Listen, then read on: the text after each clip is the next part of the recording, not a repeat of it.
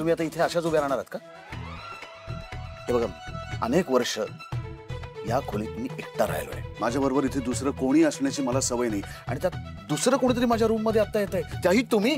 मला पण काही हौस नाहीये. कळतंय मला, ही परिस्थिती खूप ऑकवर्ड आहे, मला माहिती आहे. पण याच्यातनं काहीतरी मार्ग काढायलाच पाहिजे. नाही, काढीन मी, नक्की काढीन.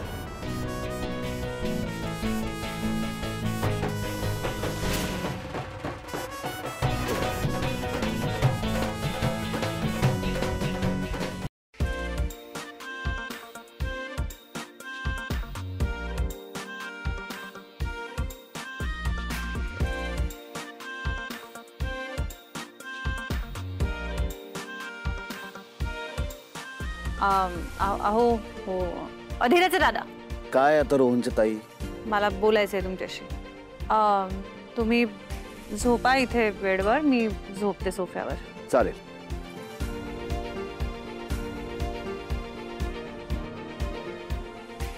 नाही, नको, तुम्हीच झोपा तिकडे. नाही परत म्हणाल की स्त्री दाक्षिण्य नाहीये माझ्यात म्हणून. अहो नाही म्हणणार असं. तुम्ही मावू शकाल का तिथे? मी मावणार नाही म्हणजे? कोण वाटलं कोण तुम्हाला? मी नाही, तसं नव्हतं म्हणायचं. म्हणजे मला म्हणायचं होतं की सवय नाहीये ना तुम्हाला. तुम्हाला सवय नाही, पण मी मावेन ना तिथे. म्हणजे मी ऍडजस्ट करीन तिथे. तुम्ही का ऍडजस्ट करा? कारण ही खोली माझी आहे. या खोलीत मला एकट्याला राहायची सवय आहे. इथे कोणाचा वावर असल्याची सवय नाहीये मला वगैरे केलं की नाही माझ्यासमोर. म्हणून म्हटलंय की तुम्ही इथे ऍडजस्ट व्हा तुमच्या जागी. ऍडजस्टमेंटच्या गप्पा करू नका. तुमच्याशी लग्न करून मी जगातली सगळ्यात मोठी ऍडजस्टमेंट केली आहे. मग मी सुद्धा ऍडजस्टमेंटच केली आहे. ते दूध जे घेऊन आले ते तुम्ही धष्टपुष्ट व्हावत म्हणून नाही आणलंय.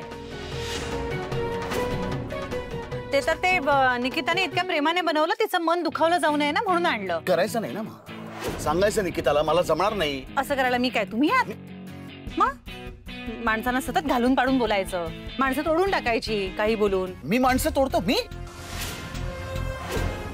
मला म्हटलं तुम्ही माणसांचे मन जपत नाही म्हणून? तुमच्याशी लग्न केलंय मी. तुमच्या आईने साखरपुड्यामध्ये आणि लग्नामध्ये जे काही केलं ना, तरी सुद्धा मी भोवल्यावरती उभा राहिलो. ते माझ्या बहिणीच्या सुखासाठी, तिच्यासाठी त्याग केला मी. मला मन नाही म्हणे. जाऊ द्या, झोपा तुम्ही इथे एकट्या. जिथे तुम्ही मावू शकाल तिथे झोपा. मीच जातो बाहेर. बाहेर जाऊ नका, इथेच थांबा. का? म्हणजे मी ऑर्डर नाही सोडते तुमच्यावर, पण अहो असं आत्ता रात्री बाहेर गेलात तर कसं दिसेल? काय दिसायचंय? घरातल्या प्रत्येकाला माहितीये की आपलं लग्न ही फक्त एक तडजोड आहे. हो ना? चला मग दोघं बाहेर जाऊया आणि भांडूया. वाह, सगळ्या गोष्टीच्या हायलाइट का करायच्या असतात तुम्हाला? आपलं जे काही नातं निर्माण झाले ते जगासाठी वेगळं आहे आणि आपल्यासाठी वेगळं आहे. जगाच्या लेखी आपण नवरा बायको आहोत ना, कुठल्याही परिस्थितीत झालो असलो तरी सुद्धा. त्यामुळे ह्यापुढे या खोलीच्या बाहेर असलेलं आपलं नातं वेगळं आणि आतलं वेगळं.